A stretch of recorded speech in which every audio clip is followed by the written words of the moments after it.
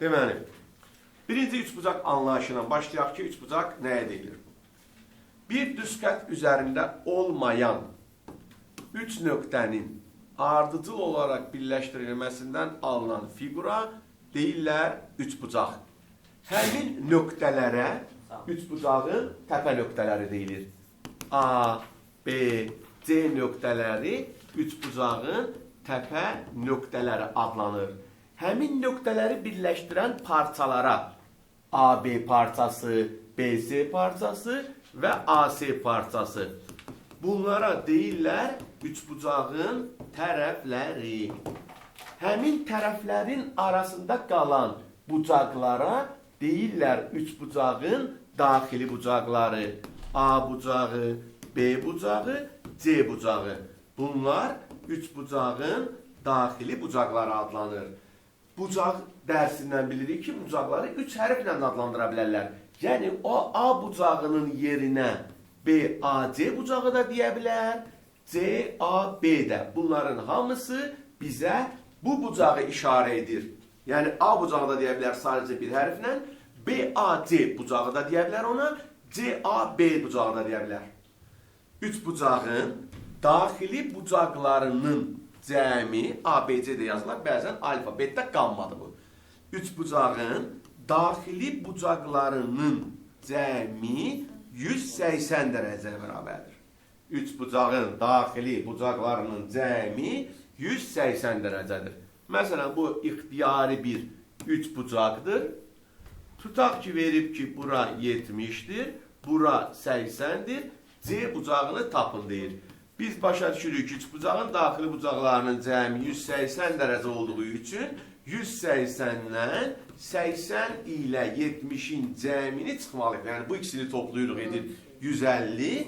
180-dən də 150-ni çıxaraq deyirik ki, bunun üçüncü bucağı 30 dərəcədir. Üç bucağın daxili bucaqlarının cəmi dediyimiz kimi 180 dərəcədir. Xarici bucaq nədir? Üç bucağın hər bir təpəsindəki daxili bucağının qonşusuna onun xarici bucağı deyilir. Biz hər bir təpədəki daxili bucağa iki dənə qonşu çəkə bilərik. Bunu da uzadıb qonşusunu görə bilərik. Bunu da uzadıb. Bunlar onsuz da bir-birinə qarşılıqlı olduğu üçün eynidirlər. Biz bunun birini çəkib danışırıq. İstəyirsiniz bunu çəkin, istəyirsiniz o birisini. Heç bir fərqi yoxdur. Bu ikisindən birini çəkməklə danışırıq. Deməli, bu təpədəki daxili bucağın qonşusu olsun bu. Bu təpədəki daxili bucağın qonşusu olsun bu. Bu təpədəki daxili bucağın da qonşusuna deyək bu. Qanma iştirir. Deyilir ki, üç bucağın xarici bucaqlarının cəmi 360 dərəcədir. Yenə də deyirəm, hər təpədə bir dənə xarici bucaq götürməklə bu söz işlədirlər. Yəni, üç bucağın xarici bucaqlarının cəmi 360 dərəcəyə bərabərdir. Məsələn, tutaq ki, belə bir üç bucaq şəkli verilibdir. Çölə yazım. Məsələn, bu bucağa verib 100 dərəcə, bu bucağa veribdir 90 olmasın, 80 dərəcə. Deyir, bu bucağı tapın. Biz başa düşürük ki, bunun və bu üçüncünün cəmi verməli idi bizə 360 dərəcə. Yəni, üç bucağın xarici bucaqlarının cəmi 360 dərəcə edir. Yəni, biz oradan 360-dan çıxmalıyıq 100 ilə, biraz anormal bir şey oldu. Çünki bir bucaq 180 dərəcə olmamalıydı. Bunu qoy yazaq 140 dərəcə. O da biraz kör bucağa oxşadığı üçün 100 yazaq. Normal bir şey olsun. 100 üstə gəl 140. Deməli, 360-dan çıxırıq 240-ı. Deyirik ki, bu bucaq 120 dərəcədir. Və yaxud tutaq ki, bizə belə bir şəkil veriblər. Bu bucaq 130 dərəcə olsun. Bu bucağa veriblər 80 dərəcə. Deyirlər, bu x-i tapın. 180 dərəcə. Çünki 80 dərəcə. Deməli yenə ya bayaqki kimi bu bucağı tapmalıyam, sonra bu da onun qonşusudur. Bax, biz bilirik ki, üçbucağın xarici bucaqlarının cəmi 360-dır. Bu xaricidir, bu xaricidir, amma bu daxilidir. Bunların bir yerdə cəmi haqqında bir şey yoxdur. Bunu tapmaq olar. Biz bu y-i tapmaq üçün 360-dan çıxırıq 130 ilə 80-in cəmini. Yəni 360-dan çıxırıq 210-u, tapırıq ki, bu y dediyim bucaq 150-dir. Və x də bunun qonşusu olduğu üçün 180-dən çıxırıq 150-ni, alırıq 30. Və ya deməli, bu 130'dursa, bu onun qonşusu olaraq 50'dir. Ora 80'dirsə, bura 100'dür. Deməli, bu üçünün cəmi 180 eləməlidir. Yəni, biz 180'dən çıxırıq bu iki daxili bucağın cəmini. O da 180'dən 150'ni çıxdığım üçün oldu 30. Yəni, belə də eləyə bilərik, elə də eləyə bilərik. Burada başa düşməliyik ki, üçbucağın hər hansısa bir təpəsindəki daxili və xarici bucaq bir-birinə qonşudur. Üçbucağın xarici bucağının xassəsi var. Deyilir ki, üçbucağın xarici bucağı özünə qonşu olmayan iki daxili bucağın cəminə bərabərdir.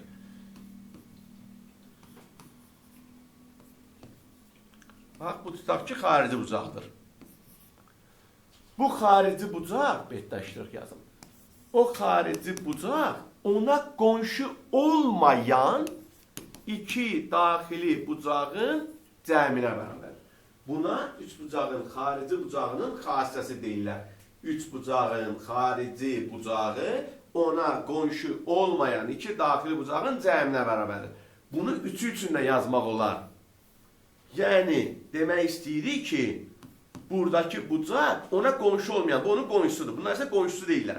Bunların cəminə bərabərdir. Məsələn, bizə bunu 80, bunu 40 veriblərsə, bu 120'dir.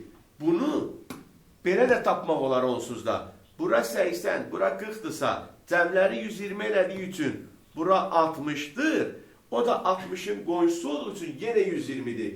Amma uzatmağa ehtiyac yoxdur. Deyilir ki, üçbucağın xarici bucağı ona qonşu olmayan iki daxili bucağın cəminə bərabərdir. Və bu qaydaya üçbucağın xarici bucağının xassəsi deyirlər. Bu üçbucağın bucaqları haqqında deyiləcəklər. Üçbucağın perimetri.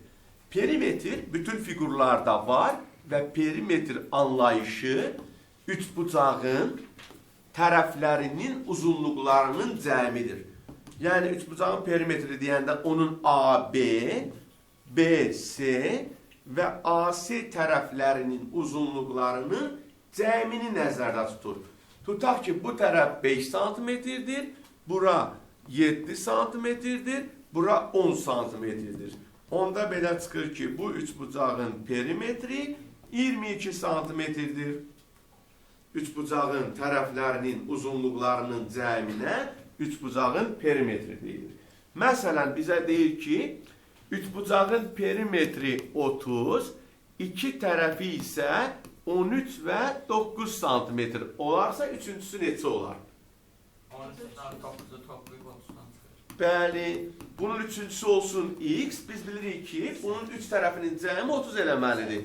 Deməli, bu üçbucağın üçüncü tərəfinin uzunluğu 8 santimetrdir.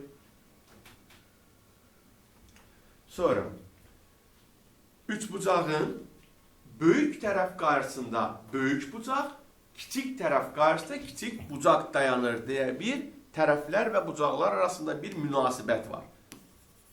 Bu tərəfin qarşısındakı bucaq, bucağın qarşısındakı tərəf nə deməkdir? Bax, bu A bucağının qarşısında duran tərəf deyəndə BC başa düşülür. Yəni, A-nın qarşısındakı tərəf BC-dir. B bucağının qarşısında duran tərəf AC-dir. B'nin qarşısında duran tərəf AC-dir. C'nin qarşısında duran tərəf də AB-dir.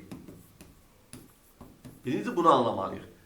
Deyilir ki, üç bucaqda böyük bucaq qarşısında böyük tərəf, kiçik bucaq qarşısında kiçik tərəf durur. Yəni, məsələn deyirəm, tutaq ki, bura 100 dərəcədir, bura 30 dərəcədir, məsələn, bura 50 dərəcədir. Deməli, bu üç bucağın ən böyük tərəfi hansıdır? B tərəf. Müəllim, BC. BC. Hala, tərəfə 100 deyən insan, tərəf dərəcə ilə ölçülmür. Demirəm, ən böyük bucağı neçədir? Ən böyük tərəf, sözlə deyirəm, böyük tərəfin qarşısında böyük bucaq, kiçik tərəfin qarşısında kiçik bucaq durur. Ən böyük bucaq B-dirsə, B-nin qabağında nə durur? AC. Deməli, burada AC ən böyükdür. Sonra 50-nin qabağında duran BC-dir. Sonra da 30-un qabağında duran AB-dir. Bunların qiymətini bilmirəm. Tərəflərin uzunluğunu verməyiblər mənə. Məsələn, deyirəm, bu 17-dir, bu 8-dir, bu 5-dir, bilmirəm. Onları görməyəcəm. Məqsəd o deyil. Məqsəd odur ki, şagird başa düşsün ki, böyük tərəfin qarşısında böyük bucaq durur, kiçik tərəfin qarşısında da kiçik bucaq durur. Məsələn, tutaq ki, üçbucağın tərəfləri 3, 7 və 8-dir.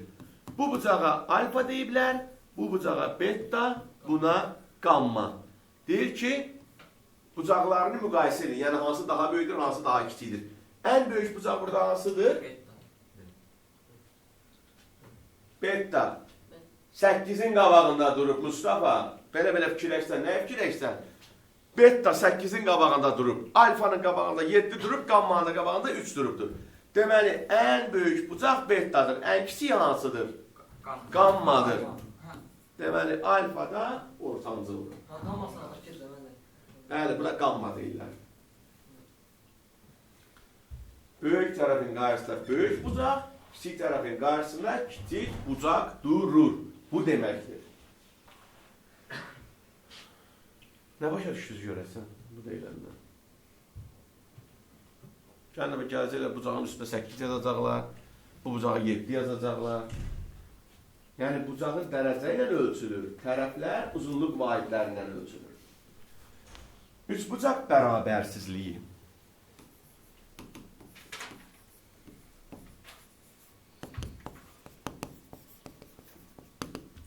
Nədir üçbucaq bərabərsizliyi? Üçbucağın ixtiyari tərəfi, yəni istənilən tərəfi, digər iki tərəfin cəmindən kiçik, fərqinin modulundan böyük olur. Üçbucağın istənilən tərəfi, digər iki tərəfin cəmindən kiçik, fərqinin modulundan böyük olur. Yəni, məsələn, üçbucağın tərəfləri A, B, C olaraq işarə edilsə, bu C, A ilə B-nin cəmindən kiçik olmalıdır, fərqinin modulundan böyük olmalıdır. Bu tək C-yə aid deyil, hamısına aiddir. Yəni, B-də A ilə C-nin cəmindən kiçik, A ilə C-nin fərqindən böyük olmalıdır. A da B ilə C-nin, bunun üçü üçün də yazmırlar onsuz da heç bir kitabda. Bunları sözlə anlayaraq və biri üçün yazsan bəs edir. Deyirlər ki, üçbucağın istənilən tərəfi digər iki tərəfin cəmindən kiçik, fərqinin modulundan böyük olur. Bu qaydanın adı üçbucaq bərabərsizliyidir. Məsələn, üçbucağın iki tərəfi 7 sm və 10 sm olarsa, bunun üçüncü tərəfi 7 ilə 10-un cəmi ilə fərqinin modulu arasında, yəni 3 ilə 17 arasında qiymət ala bilər. 3 ilə 17 arasında qiymət ala bilər. 4, 5, 6, 7, 8, 9, 10, 11, 12, 13, 14, 15, 16, 17-yə qədər ala bilər. Kəsirlər də ala bilər. Məsələn, bizə deyir ki, Üçbucağın iki tərəfi 7 və 10 sm olarsa, üçüncü tərəfin ala biləcəyi ən kiçik tam qiymət neçədir? 4. Ən böyük tam qiymət neçədir? 16. Yəni, bu suallara cavab verə bilməyimiz üçün bu üçbucaq bərabərsizliyini bilməliyik. Üçbucağın istənilən tərəfi digər iki tərəfin cəmindən kiçik, fərqinin modulundan böyük olur. Məsələn, deyir ki, üçbucağın iki tərəfi 5 sm və 8 sm olarsa, perimetrin ən kiçik tam qiymətini tapın. Perimetrin ən kiçik tam qiymətini tapın. Deməli, perimetr üç tərəfin cəmidir. Mən üçüncü tərəfi bilmirəm. Birinci, üçbucaq bərabərsizliyinə görə o üçüncü tərəfin hansı aralıqda qiymət ala biləcəyini araşdırmalıyam. 3 ilə 13-ün arasında qiymət ala bilər. Perimetrin ən kiçik tam qiymətini istədiyi üçün bilməliyəm ki, üçüncü tərəf ən kiçik neçə ola bilər? 4. Onda perimetrdə 5, üstə gəl 8, üstə gəl 4. Neçə eləyir? 17. Ona siz başqa şey verirsiniz. 17-yə olmalı. Yəni, bu üçbucağın perimetri ən kiçik 17-yə bərabər ola bilər. Tam qiymətdən söhbət gedir. Bəs ən böyük tam qiymət desəydi, neynəyəcəkdik? X-in yerinə 12 götürüb hesablayacaqdır. 5, 8 və 12-ni toplayıb 25 deyəcək. Bax, bu olur üçbucaq bərabərsizliyi. Bu üçbucaq bərabərsizliyi böyük tərəf qarşısında böyük bucaq, kiçik tərəf qarşısında kiçik bucaq durur məsələlərinin də təsiri ilə başqa hallara çevrilir. Məsələn, belə bir misal verirlər bizə. Deyir, bura 6-dır, bura 8-dir, bu da tutaq ki, yazıqdır x. Deyir, bu şəkildə B üçbucağın ən kiçik bucağı olarsa, ən kiçik bucağı olarsa, x-in ala biləcəyi tam qiymətləri tapın. Ala biləcəyi tam qiymətləri tapın. 1, 2, 3, 4, 5. Və səhv. Bəli. Niyə? Birincisi, bu x üçbucağın bir tərəfi olduğu üçün digər iki tərəfin cəmi ilə fərqi arasında qiymət almalıdır. Birinci bu. İkinci keçirik cümləyə. Ən kiçik bucağın qarşısında ən kiçik tərəf dayanır. Deməli, burada x 6-dan kiçik olmalıdır. Çünki ən kiçik bucağın qabağında durursa ən kiçik tərəfdir. Verilənlərdən daha kiçik olmalıdır. Bu iki şərtin kəsişməsindən onu başa düşürük ki, x nələr ala bilər? 3-ü, 4-ü və 5-i ala bilər. Bu 6 yoxşadır. Bir üçbucağın tərəfi ola bilməz burada. Çünki o şərti ödəməlidir. Aydın mı? 2 ola bilməz. 3, 4, 5 və 6 olmur. Çünki 6-dan kiçik olur. Bu 6 olsa bunların qabağındakı bucaqlar eyni olar. Kiçik olmaz. Və yaxud burada bu B-yə böyük bucaqdır desəydi, tutaq ki, bu üç bucağın ən böyük bucağıdır. Onda ən böyük bucağın da qabağında nə durur? Ən böyük tərəf durur. Onda belə çıxır ki, burada x mütləq 8-dən böyük olmalıdır. Onda nələri ala bilər?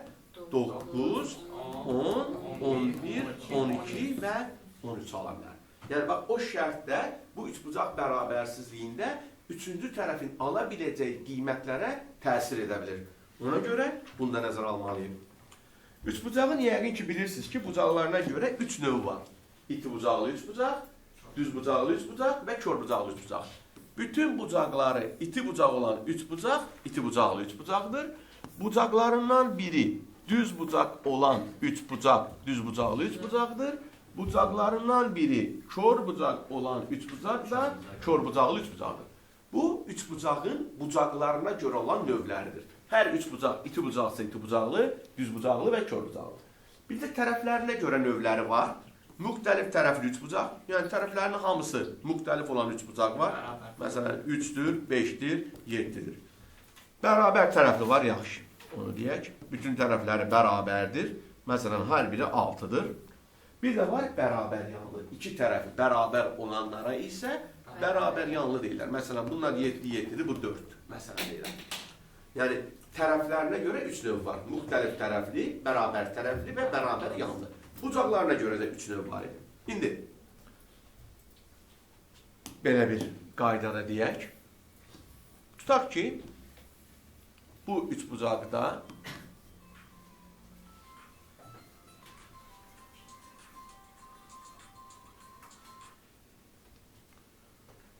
bura A yazıram, bura B, bura C.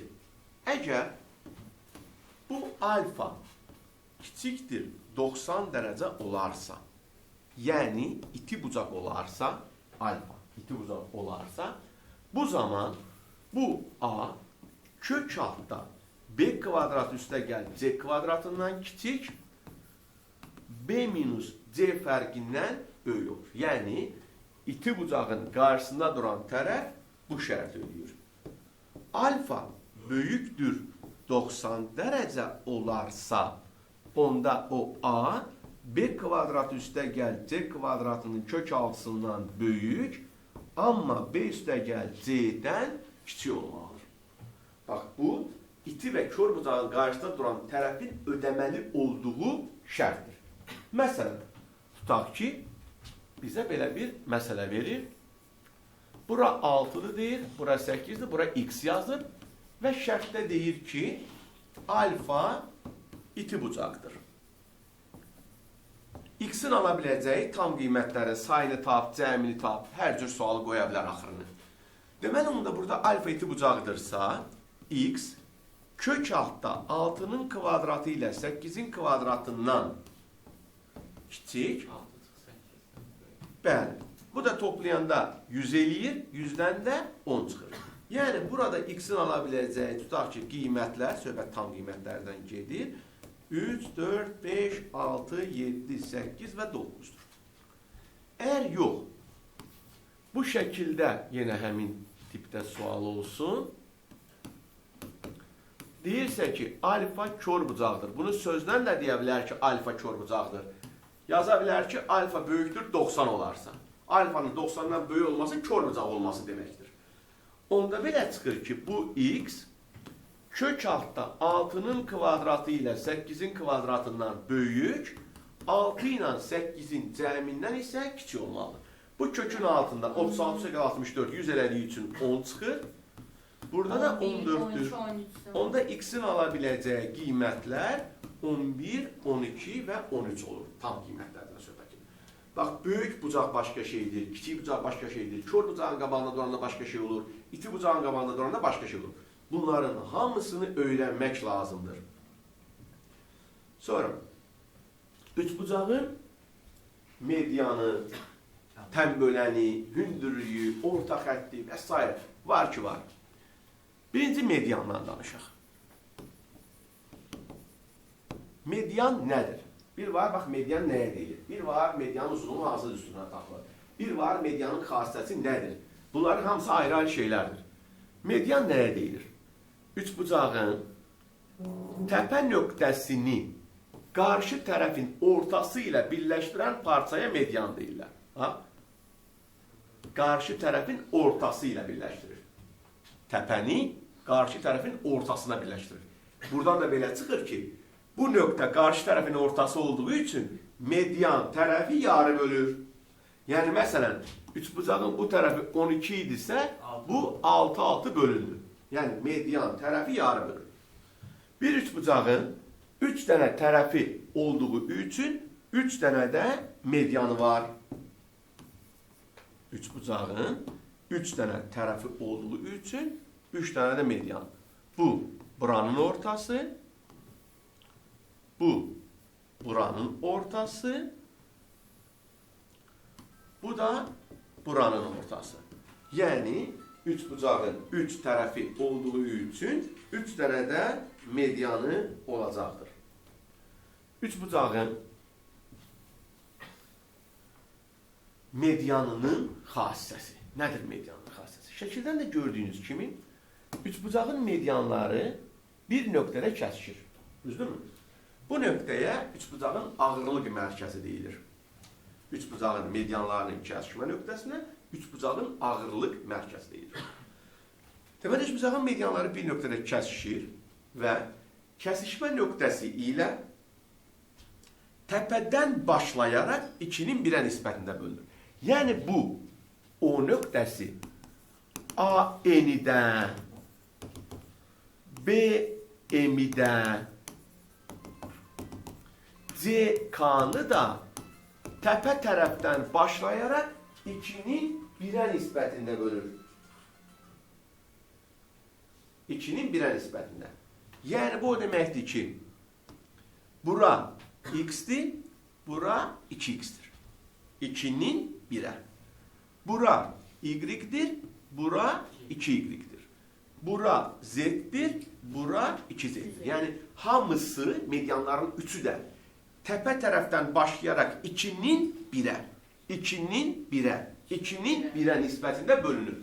Bu qayda 8-ci sinifdə keçilir və üçbucağın medianının xassəsi adlanır. Yəni üçbucağın medianları bir nöqtədə kəsişir və kəsişmə nöqtəsi ilə təpədən başlayaraq 2-nin 1-ə nisbətində bölünür. Məsələn, nə demək istəyirəm? Tutaq ki, burada AN-in uzunluğu deyir 12-dirsə, AO neçə olar?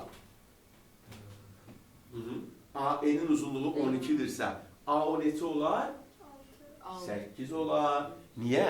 AN, AO ilə ON-in cəmidir. Yəni 2x-dən x-in cəmi 12 olduğuna görə 3x 12 olar, x 4 olar. Bax, AN-ə 12 demişəm. Yəni 2x-dən x-in cəmini 12 demişəm. 3x oldu 12, x oldu 4.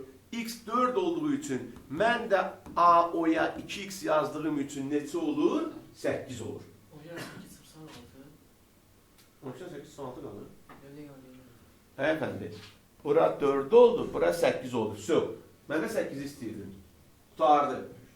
Sual budur. Və yaxud mənə deyir ki,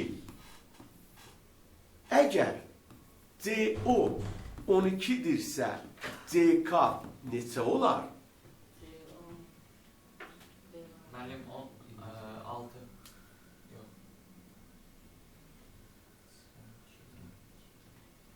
24. 18. Ala, CO-ya 12 deyirəm. Yəni 2y 12-dirsə, bir dənə y neçə olur? 6. Onda CK da neçə olur? CK deyirəm də, ümumi olacaq da. CK. Bunun ümumisi xüsusi var. CK deyirəm də. Yəni, sən başa düşməlisən ki, 2 nisbət 12-dirsə, 1 nisbət 6-dır. Onda ümumi parçanın da uzunluğu olur 18. Və yaxud deyirəm ki, B deməyim, O, M 5-dirsə, BM neçədir? 15. Şükür ilahi. Bir dənə düz cavab eşitdik bugün. Bəli, bura 5-dirsə, bura 10-dur. Bütün parça da olur 15. Bax, bu medianın xassəsidir. Medianın uzunluğunun tapılması düsturu var. Nədir deməli medianın uzunluğunun tapılması? Tutaq ki, tərəflərinin uzunluğu ABC olan bir üçbucaqda A tərəfinə çəkilmiş medianı EMA ilə işarə eləsək, EMA bərabərdir, 2də 1 vurulsun, kök altda 2B kvadratı, üstə gəl 2C kvadratı, çıxılsın A kvadratı. Bu MA, yəni A-ya çəkildiyi üçün. Bunu B üçün yazanda MB bərabər olacaq 2A kvadratı, 2C kvadratı, çıx B kvadratı. Yəni hansı tərəfə çəkilirsə onu çıxırlar. Yəni bunu 3 dəfə yazıb öyrənmirlər.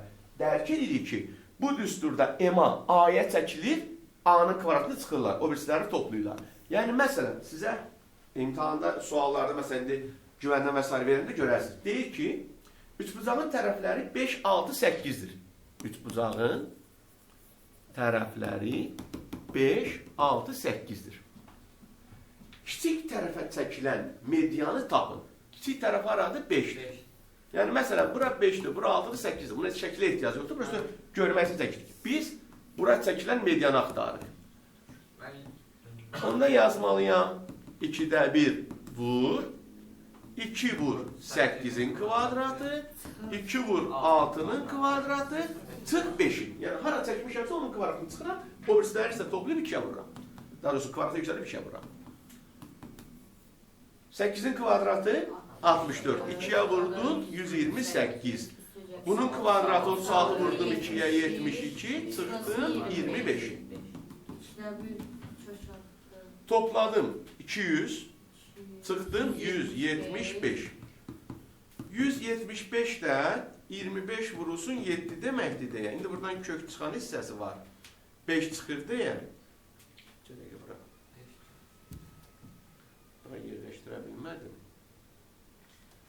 Nəysə, buradan yuxarıdan yazıram, çünki oraya yerləşmir. Deməli, 2'də 1 vurulsun, 5 vur, kök 7. Yəni, belə desək, 2 tam 10'da 5, kök 6'da 7. 2'də 1'i 5'e vuranda 2 tam 10'da 5 elədi. Ona görə deyirəm. Bu olur medianın uzunluğunun tapılması düsturu. İndi tənböləndən danışaq.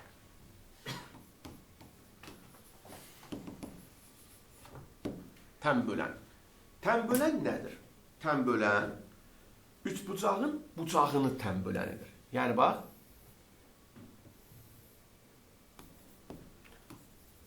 üçbucağın təpə bucağını tənbölür. Məsələn, A bucağının tənböləni var da, bucağı tənbölənir. Bucağı bölür. Tərəfi bölmür. Median tərəfi bölür. Bəli, median tərəfi yarı bölür. Tənbölən bucağı yarı bölür.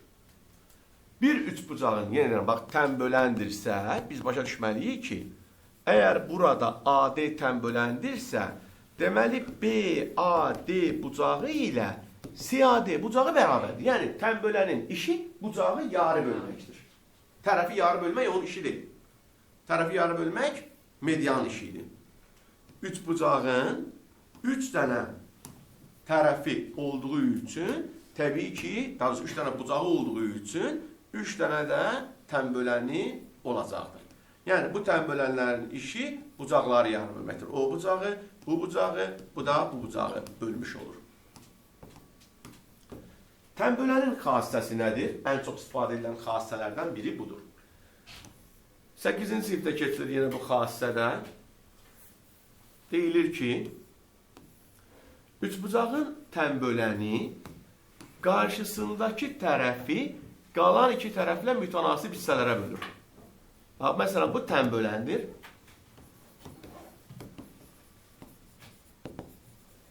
Üçbucağın tənböləni qarşısındakı tərəfi, yəni buranı, qalan iki tərəflə mütənasib bölür. Yəni, BD-nin DC-yə olan nisbəti AB-nin AC-yə olan nisbətinə bərabərdir. Buna tənbölənin xassəsi deyirlər. Yəni, bu iki tərəfin nisbəti ilə bu ikisinin nisbəti bərabər olur.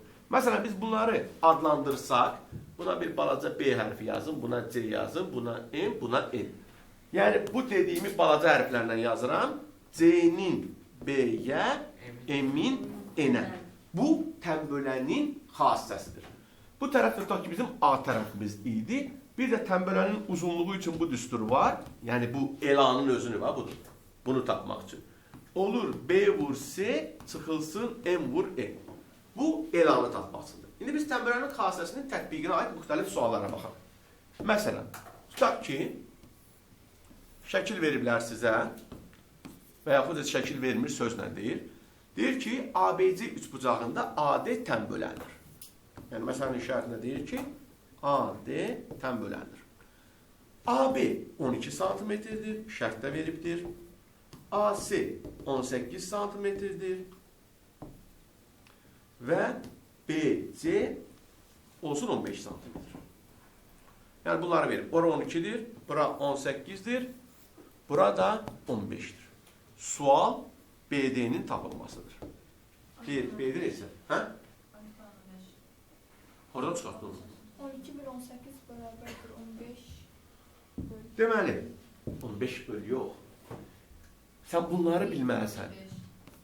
Ay bala, nə olar? Heç olsa buradan evə gedərdin, nə bil, imkan bil.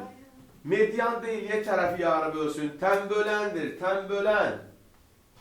Ora x desək, buranın uzunluğu nə olmalıdır? 15 çıx x. Məsələn, ora 3-dürsə, bura 12 olmur. Yəni, ora bilmədiyim üçün, ora x yazılır, burada 15 minus x yazılır. Və dedi ki, tənbölən. Bunun buna olan nisbəti, yəni bax, bunun buna. Bərabərdir, bunun buna. Bu tənbölənin xassəsidir. Yəni, bu iki hissənin nisbəti, bu iki tərəfin nisbəti ilə eynidir. Bunları ixtisar edirəm, biraz balacalaşsınlar heç olmasa, hesablama rahat olsun. Vururam çarpaz. 3'ü vurdum x'e, 2'ni də vururam 15 çıxılsın x'e. 3x bərabərdir 30 çıx 2x. 2x'i keçirdirik o tərəfə. 5x bərabərdir 30, x bərabər 6. Deməli, bura 6 imiş, bura 9 imiş. Bu olur tənbölənin xassəsi. Aydın mı? Bura qədər kifayət eləyər, sizə birdən-birə yükləməyin mənası yoxdur.